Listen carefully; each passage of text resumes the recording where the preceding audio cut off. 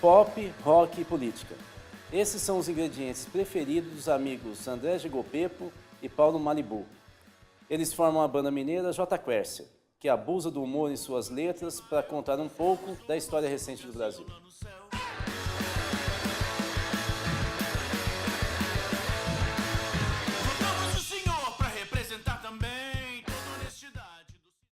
Então vamos lá. Eu vi que vocês já faziam música há algum tempo. Sim. E vocês começam com punk rock, é isso? Isso. Como eu sou cientista político, antes da gente entrar mesmo na música, eu queria puxar um pouquinho uma coisa com a outra. Porque os anarquistas, que tiveram grande parte deles liderando as manifestações de 2013 aqui em BH, eles vêm do eles são anarcopunk, eles começaram como anarcopunk. Engraçado que quando eu fui fazer o livro sobre 2013, eu percebi que quase ninguém de BH sabia da potência que foi das iniciativas culturais e políticas dos anarquistas aqui. Sim. Bom, como vocês começaram como punk, nem sei se vocês foram anarquistas, mas eu queria saber se vocês participaram desse período, que não é tão longe assim, do pessoal do Domingo 9/6, que ficava embaixo do viaduto. A gente já chegou a tocar no Domingo 9/6 com do Stiling. Eu queria que vocês falassem um pouquinho como que era esse período. A gente participou do Domingo 9/6, mas já estava, eu acho que foi uma das últimas edições que a galera juntou, assim, né? Eu vou falar edição porque, na verdade, é uma coisa meio indefinida, né? O próprio Domingo 9/6, ele não tinha, ele não era uma coisa fixa, ele não era um evento especificamente, não era um show, era uma coisa, era um acontecimento que as pessoas combinavam de encontrar, eu acho, né, normalmente embaixo do viaduto e faziam coisas, coisas. Tinha até churrasco vegano. Tinha, porque o pessoal que era muito envolvido com o Domingo 9/6 era o pessoal vegan, né, o pessoal que tinha o Gato Negro, que chegou a ser na maleta aqui, o pessoal do... O que era o Gato Negro, para quem não é de outro lugar? O Gato Negro era basicamente uma lojinha de artigos alternativos, né? Então você tinha... Eu lembro que a primeira vez que eu fui foi para procurar uns VHS de show do Dead Kennedys e tal, umas coisas que na época era mais difícil de achar na internet, 2000, sei lá. Eu mesmo assim, eu não cheguei a colar com essa galera, então eu não sei exatamente quem era a galera. Sim. Eu sei que existiu aqui em BH, a questão tinha o espaço impróprio, né? Que era uma casa que era a galera, mas realmente a galera, pessoa muito alternativa, que tinha um modo de pensar diferente, assim, então aí a galera se dividiu, aí acho que eles criaram o Gato Negro, que não era só lojinha, acho que era um espaço, né? Era um espaço, mas tinha um movimento, assim, era em uma lojinha do Maleta, né? Mas eu acho que chegava a ser um movimento, era um grupo de pessoas que faziam coisas alternativas, enfim, mas é muito ligado ao veganismo, muito ligado ao punk rock, enfim, politicamente e musicalmente. A gente entrou muito em contato com o pessoal, né, o pessoal anarcopunk, mas a nossa adolescência mesmo, né, que a gente mas nunca cheguei, não peguei a fase da Fonsarinos, por exemplo. Quando eu cheguei, era mais Praça da Liberdade, não colava tanto. Explica isso. Fala depois. Não, porque a gente era mais a turma que juntava com eles mais pra ir show e conversar e tomar uma pinga e tal. Político. E não era tão na época a gente com 14 ou com 15, 16. E era uma coisa mais de diversão e menos menos político, né? A nossa veio político. Então, mas é que você falou que não era da Afonso Pena, era mais Praça da Liberdade. Mesmo nesse período, quer dizer, você está falando que é o período, você pegou o período final aí desse início da articulação cultural dos anarcopunk, né? Sim, relativamente, diretamente dos anarcopunk, sim. Sim, porque depois eles vão... outras coisas, né? Mas esse negócio de Praça da Liberdade era uma coisa meio classe média, assim? Era mais um movimento cultural mesmo, de hábito, de comportamento, assim? Pelo menos na nossa parte era. Né? Apesar de que, assim, era mais, assim, muita gente classe média, assim, mas o que eu achava legal porque, ao mesmo tempo, como é uma praça, né, um lugar aberto, então você não existe divisão de público, igual no shopping, que a pessoa, mesmo que seja público, a pessoa que muitas vezes ela é de baixa renda, ela não se sente à vontade de entrar num shopping dependendo, num Diamond, citando nomes, né? Mas... uma coisa que é legal também, tipo, de reunir o pessoal, tipo, nas praças, assim, quando a gente era mais novo, é que tava todo mundo com camisa de banda e calça fudida e tal, tipo, tênis surrado, então não tinha essa coisa muito de vaidade que tem, tipo, em outros círculos sociais, porque, tipo, a gente estudava ali no Promove do lado, mas isso é meio que irrelevante, assim, sabe? Tipo, era legal, a gente ia pra praça, a gente sentava com o pessoal que estudava no Estadual Central, que era muito amigo. Que era muita, aí já era bem mais variado, né? O Promove ok, era colégio de classe média, a gente... E que tem uma tradição de esquerda, né? A Dilma, o Pimentel, o governador Pimentel, né? Passado por lá. Tem centro, né? Não, tinha uma tradição, né? Depois. Mas eu estou puxando esse negócio de classe média, porque é o seguinte, é interessante como os punks nascem na Inglaterra pelos desempregados pela periferia, né? Uma revolta e tal. Então esse negócio meio despojado de crítica ao capitalismo tem muito a ver com uma condição social. Na Inglaterra... Aqui, o rock e mesmo o punk tem uma coisa ele fica nessa franja, né? Ele é contestador, mas... Eu queria que vocês falassem isso porque tem a ver com a música de vocês. Sim, Então, tanto na Inglaterra quanto nos Estados Unidos, o movimento... mesmo a galera de direita das bandas de rock e punk vem de movimentos sindicais e vem de filhos de operário, gente na Inglaterra, né? Tipo, o punk estourou na Inglaterra na época da Margaret Thatcher, né? Que foi ela merecia. Né? Merecia. Né? Foi obliteraram, tipo, todos os direitos trabalhistas de todo mundo e tal. Então, tipo... Repete essa palavra de novo. Obliteraram? Repete mais uma vez. É bem classe média mesmo. Em poucas palavras. Não, e isso surge lá de algo mais popular, de algo das classes, né? Lá não é aquela questão dos miseráveis igual tem no Brasil, né? Tipo, de pessoas bem abaixo da linha da pobreza. Então lá surge do pessoal das fábricas mesmo, né? Principalmente na Inglaterra. Só que quando isso vem pro Brasil, na década de 70, 80, quanto que custava comprar um disco? Eu não era vivo na época, eu não tinha dinheiro. Provavelmente muitos dinheiros. Provavelmente né? muito dinheiro. Ele está querendo dizer que a ressurreição dele foi recente. Verdade. Só reencarnei para agora. Mas então quem tinha condição de comprar esses discos era ou quem tinha acesso ao estrangeiro, você tinha um familiar, ou então, lá no caso de Brasília, você tinha filho de diplomata, o povo morava 3 anos na Inglaterra, voltava e tal. Ou então gente que era realmente mais uma classe média, ou gente um pouco mais rica, que tinha dinheiro para ir na loja comprar. Só que... Ou então fazia igual meu pai contava, né? Porque eu comecei a escutar rock por causa do meu pai. E ele falava que na juventude dele o pessoal comprava um vinil, a turma, o bairro inteiro tinha um vinil, aí fazia o encontro de sentar na casa de fulano para escutar metal, aquele disco, né? O movimento de metal no Santa Teresa é exatamente isso. É tipo, um cara comprava um disco, aí ia todo mundo lá na casa dele, aí então tinha qual que era as bandas? Era Sarcófago, o próprio Sepultura, o Chacal... Concreto era dessa época? Então, tipo, tinha essa coisa, às vezes não, acho que não. Então, tipo, tinha essa coisa de se alguém tem, às vezes o pessoal fazia vaquinha, comprava todo mundo junto e ia escutar e tal. Aí vieram as fitas cassetes, aí populariza, eu acho que por isso que na década de 80 começou a surgir muita banda punk no Brasil.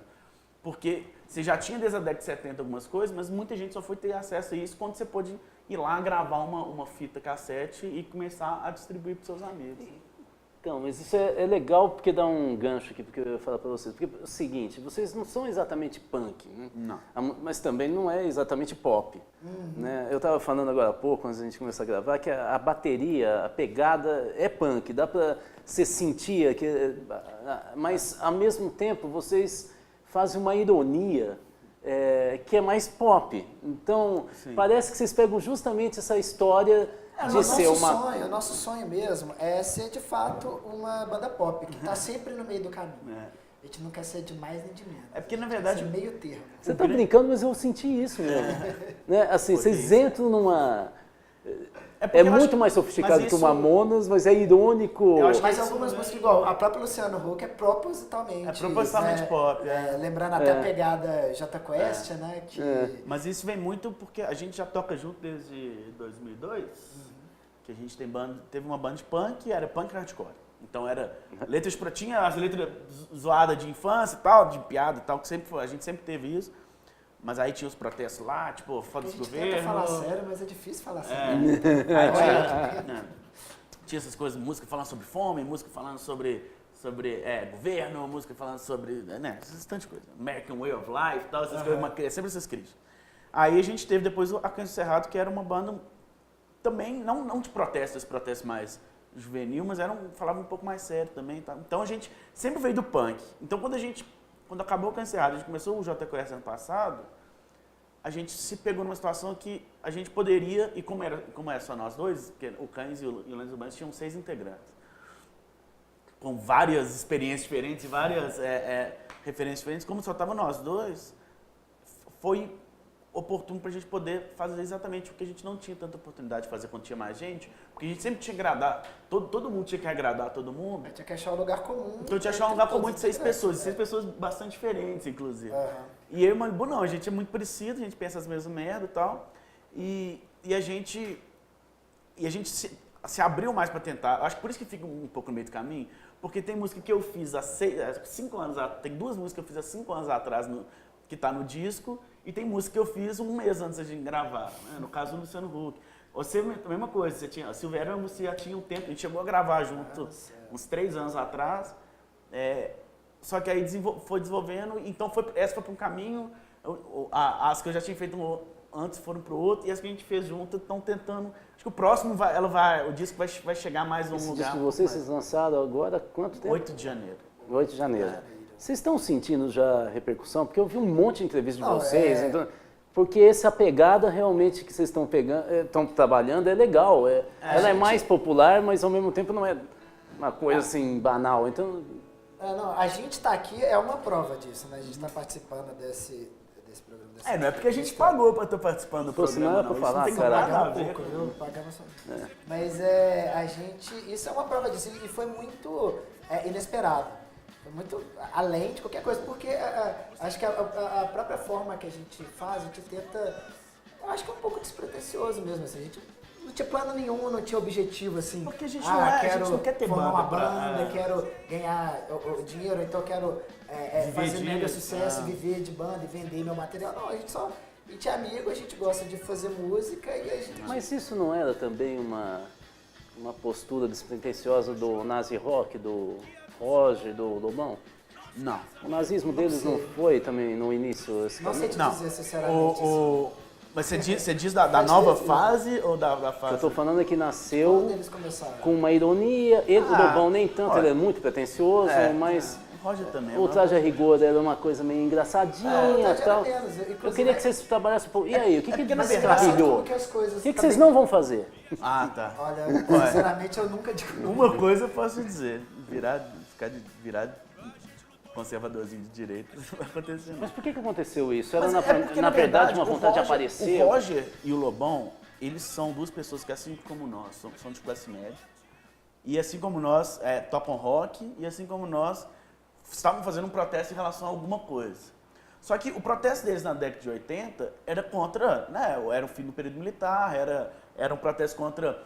Né, tipo, você estava começando, o começo do período democrático foi muito conturbado, então você estava começando a ter um pouco mais de transparência para ver o tanto que o pessoal estava roubando mesmo, então você tinha um pouco mais de liberdade de expressão para poder falar palavrão, xingar e chamar fulano de tal de vagabundo, ir na Globo e falar que vai votar no Lula, não sei o quê. Você tinha um pouco mais disso. Então esse era o protesto deles. Só que era o protesto contra o que era vigente ali. O protesto basicamente contra os pais dele, né? Porque o pai do Lobão acho que funcionava da Globo, eu acho. Então, tipo, eles queriam ir contra o que eles achavam que era o vigente e o que achavam que era o status quo. Só que quando chega isso agora, e eles já são velhos e nunca foram pessoas de esquerda propriamente dito, nunca se envolveram. O Lobão posava com camisa da mesa, até matava um pouco se fudendo.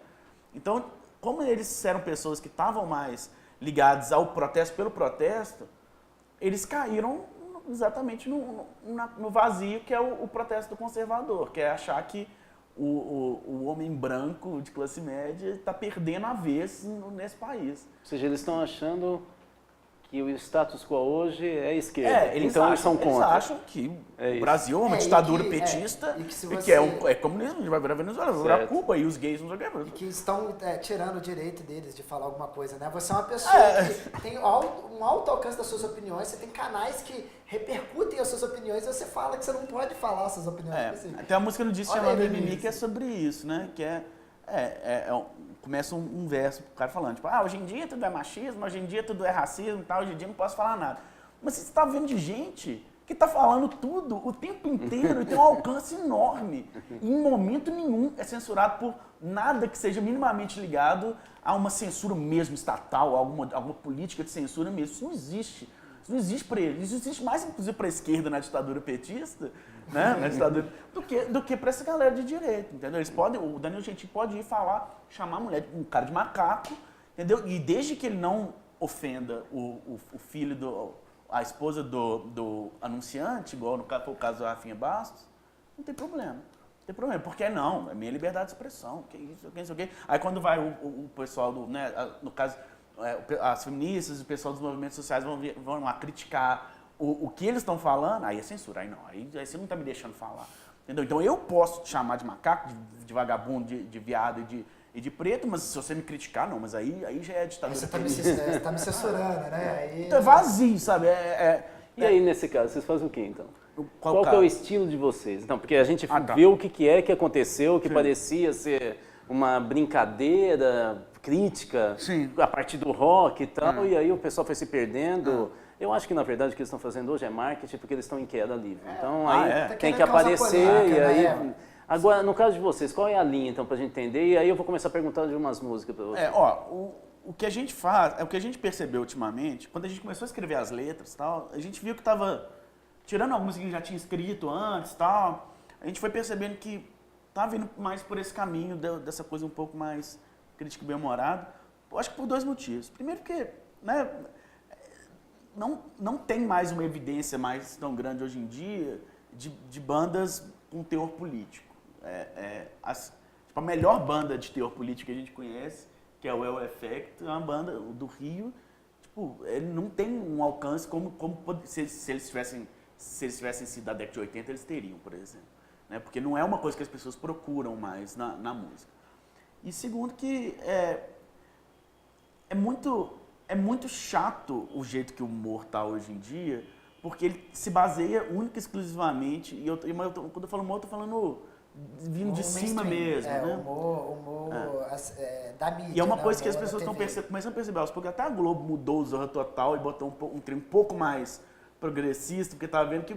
Porque o humor estava sendo único e exclusivamente feito para chutar cachorro morto, sabe? Era para falar mal de gay, minoria, falar mal de basicamente. minoria e falar palavrão, e isso, sabe? Isso é uma coisa que não é engraçada. Que coragem que exige você ser muito forte e brigar com alguém muito fraco. Você não precisa ter coragem, não. Isso, na verdade, é covardia.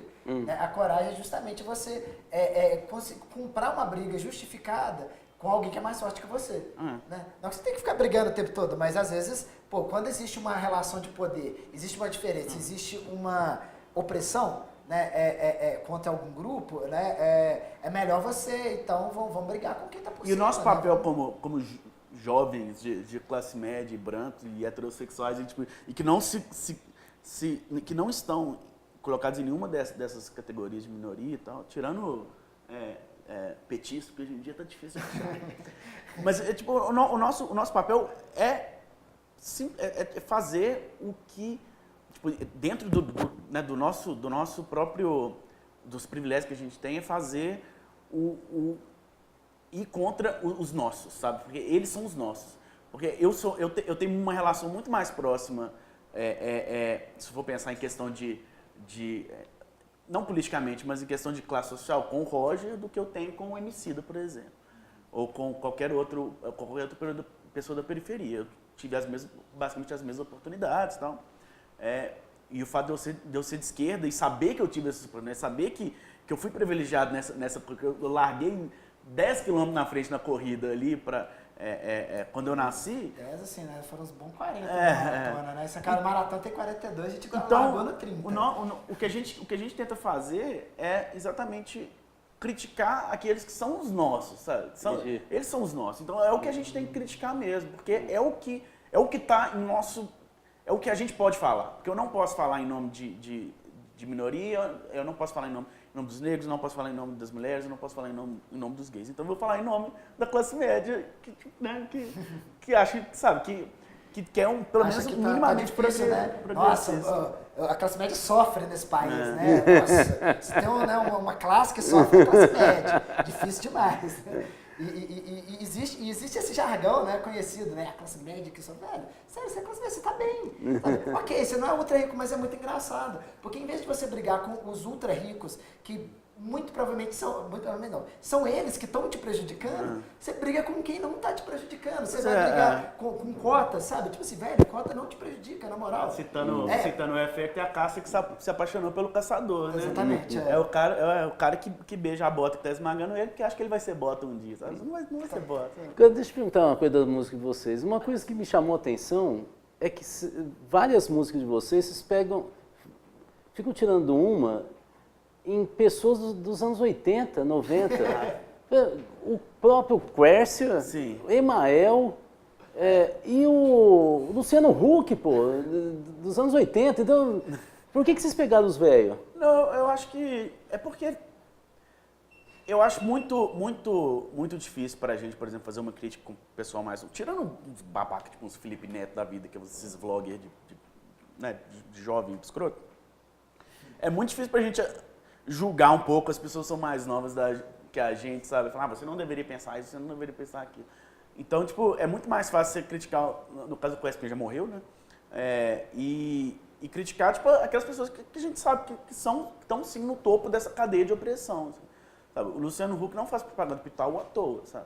Ele representa uma coisa.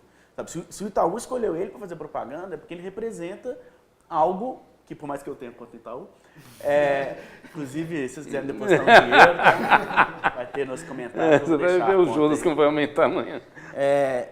Então, tipo, a gente tem que escolher essas pessoas, porque são as pessoas que a gente tem algum tipo de moral para criticar. É que a gente talvez tenha até algum conhecimento, né? Porque não adianta a gente querer falar do meme da vez, né? Sou descolado, vou falar do meme mais atual. Assim, a gente tem que falar do que a gente conhece, né? Não adianta forçar a barra. Ou essa crítica de velho, sabe? Tipo, os jovens só escutam sertanejo. Deixa os caras. Hoje em dia ninguém mais ninguém escuta rock, mas... Fica mexendo, velho. Deixa as pessoas fazerem o que elas quiserem, sabe? Tipo assim. A gente tá meio que no final, que a gente é uma das últimas gerações da década de 80. Tipo, nós dois somos de 86, né? Então, tipo, a gente pegou a nossa adolescência e a gente construiu um pouco do nosso imaginário político e das nossas brincadeiras, assim, com política, com essas figuras, né? Com o Quércia, porque a gente via as pichação, Quércia, vem aí. Aí eu tava passando de carro lá no Complexo Lagoinha, eu olhava, quem que é Quércia? Por que tá vindo? Parecia mais uma ameaça do que qualquer outra coisa. Aí você ia lá na TV, no próprio Luciano Huck, né? Pô, o Luciano Huck começou na TV mesmo, da minha infância, né? Então, tipo assim, eu cresci vendo, né, os programas que ele fazia. Eu não vi Chacrinha, por exemplo, né? Então, eu tô falando da o que veio depois dele, né? Quem que veio depois dele? Sei lá. Sei lá, eu não assisto mais TV. Eu não assisto TV aberta. Nem TV a cabo assisto só... Pra gente acessar as suas músicas, como é que a gente faz? Ixi. Fora os shows. Lá na internet. Tem que matar uma galinha, vou jogar uma garrafa de cachaça assim. Vocês podem, pessoas, vocês podem, eu até olhando aqui para a câmera, vocês podem acessar lá a internet, o www.internet.com.br, tá lá, pode ir lá. internet.com.br/jquércia, com acento, porque na nossa internet tem acento. Não, mentira, vai lá no Google, digita jquércia, provavelmente você vai achar, se não achar, eu não consigo. Tem as músicas que, para baixar o disco é de graça, né? Na verdade, o modelo é pago quanto você quiser, então se você quiser pagar R$10, você pode, se quiser pagar R$0, você pode também. E tem o clipe também no YouTube, o clipe de Emael. Vocês podem botar nós vamos fazer uma chamadinha aqui. Que tem o clipe que a gente gravou lá na maravilhosa mansão do Malibu, aqui no Maleta. Residencial. Você está falando em público? Malibu Palace. Não tô falando que é o apartamento 702, não. Imagina os haters indo lá. É verdade. Deixa cartinhas de ódio. E tipo, é isso. Tem... Só uma coisa, o pessoal que está vendo vocês e que estava pensando, ou tem uma banda. Hoje é difícil produzir, é a última pergunta, e distribuir? Não, hoje é mais fácil do que nunca. Mais fácil do que nunca. Produzir. Eu gravo música em casa, sozinho. O que, na verdade, assim... E distribuo pela internet. Hoje você tem, com um investimento muito baixo, assim, relativamente, você consegue comprar a placa de som, você faz tudo na sua casa. Então, a distribuição é basicamente internet. Então, assim, você tem acesso ao mundo inteiro. Aí o que vai mudar é a forma de você chamar, porque antigamente a produtora ou a gravadora, né, os selos, ele fazia esse processo para você, ele ia ser a sua comunicação, né, enfim, hoje você você que se vira hoje em dia, e nunca foi tão fácil. Nunca foi. A diferença é que agora você tem mais quantidade, o que é muito bom, porém, para quem ouve, dificultou um pouco, né, te dá um trabalho mais para filtrar. Mas eu prefiro ter mais opção do que menos, né? Então... Pro pessoal que reclama, tipo, hoje em dia não tem rock. Tipo, hoje em dia tem todo o rock. Toda a música que já foi feita e que está sendo feita está disponível pra gente. Se você não quiser pagar, você pode baixar ilegalmente, por mais que eu não recomende. Somos contra a pirataria, mentira, somos totalmente a favor de pirataria. E hoje em dia você tem acesso a tudo. Então hoje em dia é muito fácil. Só que é aquele negócio também, a gente disputa o mesmo espaço na internet que o JQS. Quer dizer, que a gente disputa o mesmo espaço que essas bandas maiores, né? Então isso é um pouco mais difícil.